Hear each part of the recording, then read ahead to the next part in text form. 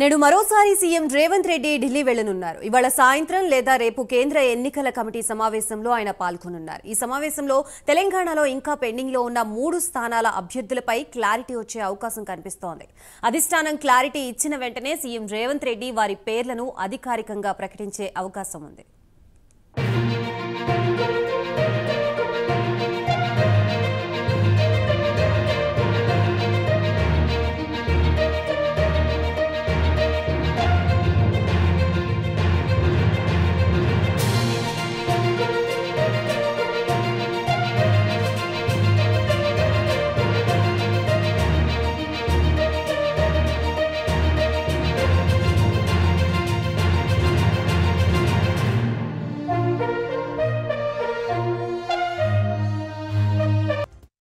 మరోసారి సీఎం రేవంత్ రెడ్డి ఢిల్లీ వెళ్లనున్నారు. ఇవాళ సాయంత్రం లేదా రేపు కేంద్ర ఎన్నికల కమిటీ సమావేశంలో ఆయన పాల్గొనున్నారు.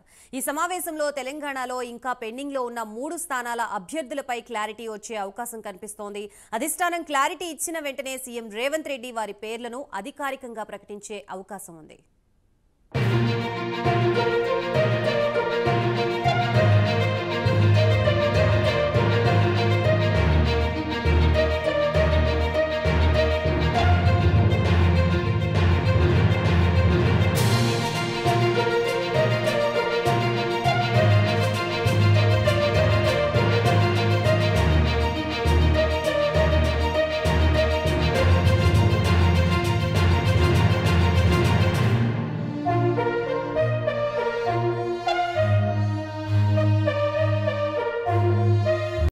తెలంగాణ సీఎం ఢిల్లీ టూర్ కు సంబంధించి మనకి మరిన్ని అప్డేట్స్ ఇవ్వడానికి మా ప్రతినిధి నాగేంద్ర సిద్ధంగా ఉన్నారు. నాగేంద్ర,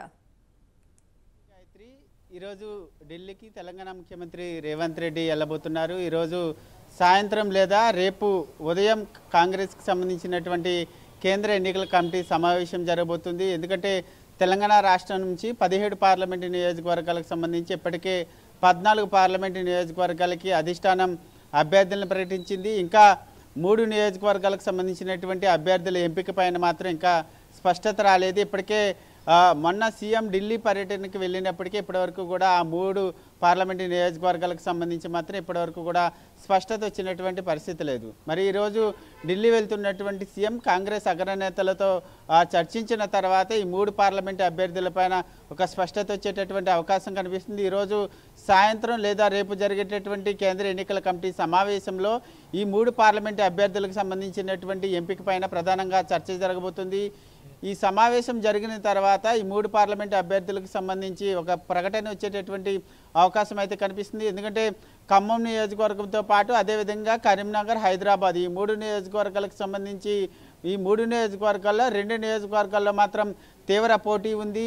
ఉన్నటువంటి నేపథ్యంలో ఖమ్మంకు సంబంధించినటువంటి అంశంలో ప్రధానంగా బట్టి విక్రమార్క సతీమణి అనేటువంటి నందినికి టికెట్ కేటాయించాలా లేదా మంత్రి పొంగులేటి శ్రీనివాసరెడ్డి బ్రదర్ అయినటువంటి ప్రసాద్ రెడ్డికి టికెట్ కేటాయించాలనేటటువంటి ఆలోచనలో అధిష్టానం పడింది. ఎందుకంటే ఒకవైపు ఖమ్మం నియోజకవర్గానికి సంబంధించి అసెంబ్లీ ఎన్నికల్లో ప్రధానంగా పొంగులేటి శ్రీనివాసరెడ్డి ప్రధాన పాత్ర పోషించారు.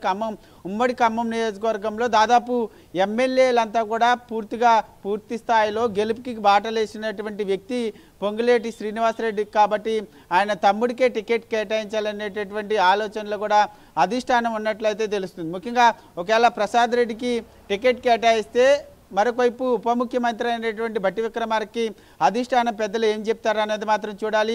ఈ ఇద్దరి మధ్య ప్రధానంగా పోటీ నెలకొన్నటువంటి పరిస్థితి ఉంది. మరొకవైపు కరీంనగర్కి సంబంధించినటువంటి అంశంలో మాత్రం ముందు నుంచి అక్కడ టికెట్ ఆశిస్తున్నటువంటి ప్రవీణ్ రెడ్డికి దాదాపు టికెట్ కేటాయిస్తారా లేదా కొత్తగా తెరపైకి వచ్చినటువంటి వేల్చేల్ రాజేందర్ రావుకి టికెట్ కేటాయిస్తారా అన్నది చూడాలి. మరొకవైపు కొత్తగా తెరపైకి వచ్చినటువంటి వేల్చేల్ రాజేందర్ రావు ప్రస్తుతం టికెట్ నాకే కేటాయించాలి, ఎందుకంటే కరీంనగర్లో కాంగ్రెస్ టికెట్ కైవసం చేసుకోవాలంటే టికెట్ నాకే ఇవ్వాలంటే కూడా ఆయన పట్టుబడుతున్నటువంటి నేపథ్యంలో అధిష్టానం ఎవరి వైపు మొగ్గు చూపుతుంది అన్నది మాత్రం చూడాలి.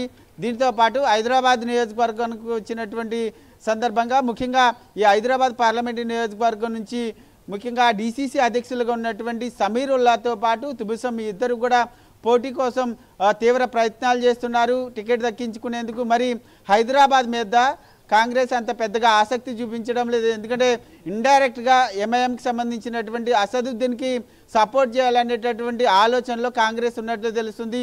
ఇండైరెక్ట్గా ఎంఐఎంకి సపోర్ట్ చేస్తే మాత్రం ఇక్కడ బలమైనటువంటి అభ్యర్థిని పెట్టేటటువంటి అవకాశాలు లేవు. దీంతో ఈ 3 పార్లమెంటు నియోజకవర్గాలకు సంబంధించినటువంటి అంశంలో ప్రధానంగా ఖమ్మం, కరీంనగర్ ఈ 2 నియోజకవర్గాలకు సంబంధించినటువంటి దాని మీద ప్రధానంగా అధిష్టాన పెద్దలు చర్చ చేయడంతో పాటు మరొకవైపు హైదరాబాద్కి సంబంధించినటువంటి అంశంలో మాత్రం కాంగ్రెస్ అధిష్టానం లైట్ తీసుకునేటటువంటి అవకాశం కనిపిస్తుంది. ఎందుకంటే ఎంఐఎంతో మద్దతు కావాలనుకుంటే మాత్రం ఎంఐఎంకి సంబంధించినటువంటి అసదుద్దీన్ ఓవైసీకి సపోర్ట్ చేయవలసినటువంటి అవసరం ఉంది. కాబట్టి ఇక్కడ బలమైనటువంటి అభ్యర్థిని పెట్టేటటువంటి ఆలోచన, బలమైనటువంటి అభ్యర్థిని పెట్టకపోవచ్చనేటటువంటి వార్తలు కూడా వినిపిస్తున్నాయి. మొత్తానికి ఈరోజు సాయంత్రం లేదా రేపు జరిగేటటువంటి కేంద్ర ఎన్నికల కమిటీ సమావేశం తర్వాత ఈ 3 పార్లమెంటు అభ్యర్థులకు సంబంధించినటువంటి ఎంపిక ఒక కొలిక్కి వచ్చేటటువంటి అవకాశం ఉంది. ఎంపిక కొలిక్కి వస్తే మాత్రం రేపు సాయంత్రం లోపలే ఈ 3 పార్లమెంటు అభ్యర్థులకు సంబంధించి ప్రకటన వచ్చేటటువంటి అవకాశం కనిపిస్తుంది. ఎందుకంటే ఇప్పటికే ఒకవైపు బీజేపీతో పాటు మరొకవైపు బీఆర్ఎస్ 2 పార్టీలు కూడా 17 పార్లమెంటు నియోజకవర్గాలకు సంబంధించి అభ్యర్థులను ప్రకటించినటువంటి నేపథ్యంలో కాంగ్రెస్ కూడా ఈ 3 నియోజకవర్గాలకు సంబంధించినటువంటి అభ్యర్థులను ప్రకటించి ముందుగానే ప్రచార జోరులోకి వెళ్ళాలనేటటువంటి ఆలోచనలో అయితే కాంగ్రెస్ ఉంది.